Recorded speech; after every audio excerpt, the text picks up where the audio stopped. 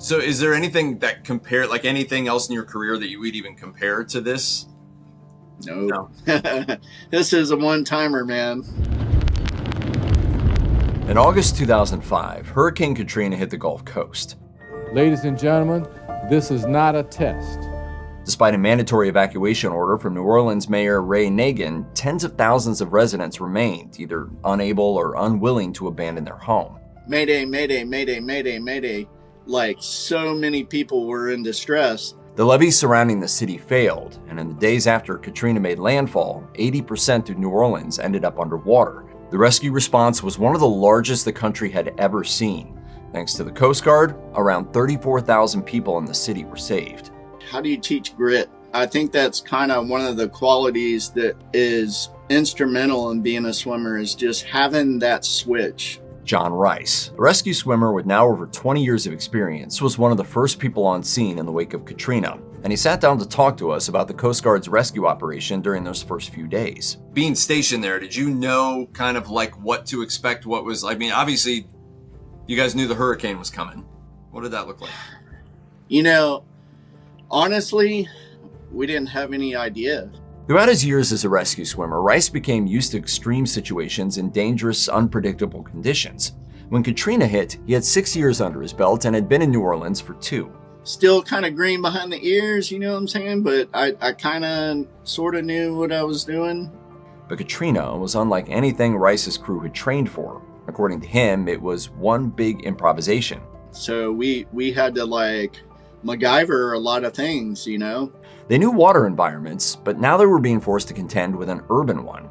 With only 5 helicopters in the city, their plan before the storm hit was to get out of its path and head to Lake Charles, which would allow them to fly back in behind it and survey the extent of the damage.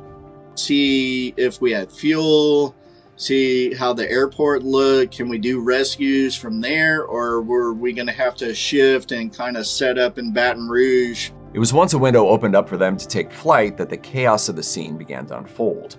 We got on scene and it's like the winds are insane. There's always that little voice going, hey man, you know, can we do this? Rice was in one of 2 aircraft sent out for that initial survey, but when a distress call came through for a woman giving birth in the middle of the swamp, the second helicopter was forced to change direction, leaving Rice's crew to fly into the city on its own. Winds at the time were around 130 miles an hour, with gusts as strong as 160. We actually had to come in sideways. We couldn't fly straight. The wind was so great. I remember sitting in the back going, do we need to do this right now? You know, like, can we let the wind come down? They spent those first 2 days flying over the area, looking out for people who'd been trapped by the floodwaters. Because the radio was so overloaded, getting specific coordinates to anyone in need of rescue was impossible. Their only choice was to search on site. It only makes sense to grab women and children first and people that are in medical emergencies and then kind of triage it that way.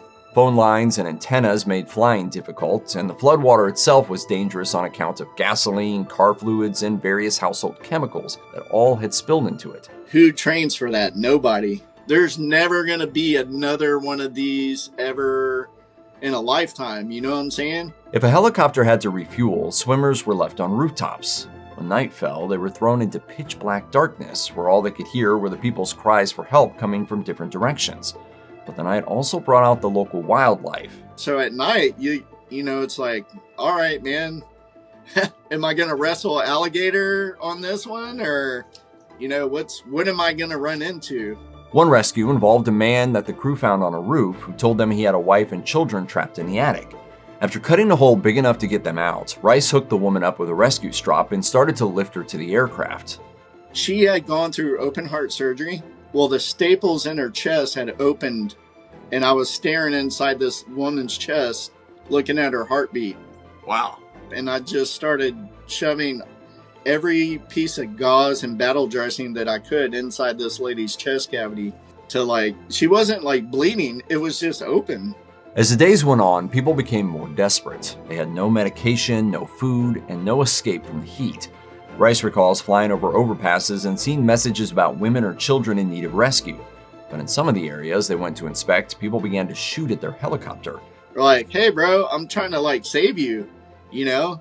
And we don't carry guns. All I got is a switchblade on me now. At one point, Rice says he was going down on a cable when he heard a snap coming from what sounded like a break on the rotor head.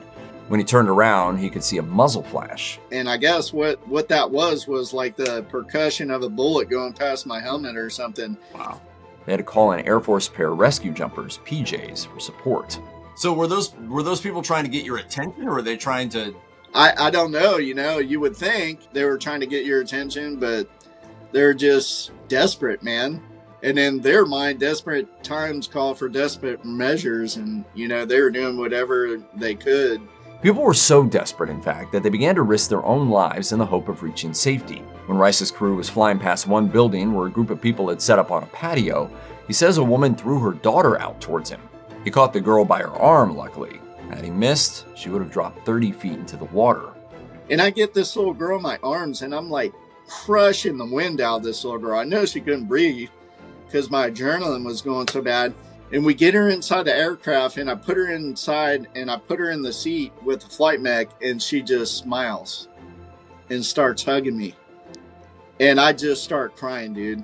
I'm like, I know why I'm crying, but I can't turn it off. And I know I got to go back out that door and continue to do what I'm doing. If you're stuck in a situation like this, you can't provide for yourself in any sort of way. Yeah. You're entering in and seeing humanity and seeing what's important to people, even in the midst of very, very tough situations. To me, that's amazing. I mean, I imagine that's a big part of why you signed up to do it to begin with. Rescue swimmers on scene were completing as many as 600 rescues individually. Rice himself pushed through 5 days and 5 nights without sleep. Many of them were having to sign waivers to continue flying. At one point, the captain's like, all right, permanent waivers. Until this is all done, police yourself. If you're not feeling it, don't go, but be smart about it type of thing, And a lot of that was due to we didn't have the backup yet. We're the only show in town, so we had to keep flying. Once that backup did come, though, there were still so many people in the city in need of help that taking a break wasn't a possibility. It was an all-hands-on-deck situation in which they were running on pure adrenaline. It showed me how far I could push my body physically and mentally. You'd be amazed at what you can accomplish, That will inside of you to help those people get out of that situation was basically what fueled us, man. It was also an incredibly emotional situation for all the rescue workers, and some of what they assumed would be rescues wound up being anything but. For Rice, that happened while flying over Jackson Square. He spotted an American flag on the ground and directed his pilot to turn around so he could collect it. As they got closer, he realized that the flag had actually been tied to a body, which he soon discovered belonged to a veteran. I got overwhelmed with disgust and anger. Our veterans should not be experiencing what this dude is going through right now. Rice marked the position so the man could be picked up later on, but the moment weighed heavily on him. He has many moments like that one, as do his fellow rescue swimmers. Unfortunately, because of the sheer size of the effort at Katrina, it's impossible to follow up with every person they came in contact with in the city. They haven't been forgotten, though. We really couldn't, go through each story and get to see how those people were doing because there were so many people, all those crazy ups and downs. At the time Katrina happened, rescue swimmer training wasn't quite what it is today, and for Rice, a lot of what he has learned came directly from that experience. Calling it the Super Bowl of search and rescue, Rice says it showed him how much grit he really had. No matter how bad it sucks, it feels like your legs are going to fall off, you have no feeling in your arms, but yet you still have to do the work to save, somebody's life. A lot of the times, we're 250 miles offshore, and it's like, we're the only show in town, man, so there ain't no tapping out. Without the Coast Guard coming into New Orleans so soon after the storm hit, thousands more lives could have been lost in Katrina. I think that there's one agency that we should single out for a job well done, and that's the United States Coast Guard. And perhaps because of Katrina, the Coast Guard now does more integrated training with local police and fire departments. Learning how to run ropes, for instance, has helped in situations where rescuers are faced with a vertical surface, while understanding terminology between different agencies has been instrumental in being able to communicate in high-pressure situations. Katrina was truly a once-in-a-lifetime event, and it's something that we've hopefully been able to learn from. Progress continues, and much of that involves community outreach and working with local first response agencies. As for Rice, he eventually became an instructor for the Rescue Swimmer program, helping to train the next generation. He's now retired and living in Elizabeth City, North Carolina. I personally am very thankful for you guys because that's not me at all, man. Honestly, I miss it. I'd be lying if I said that I didn't, because it feeds that adrenaline that I crave. We're adrenaline junkies. We love to help people, and that's what drives us,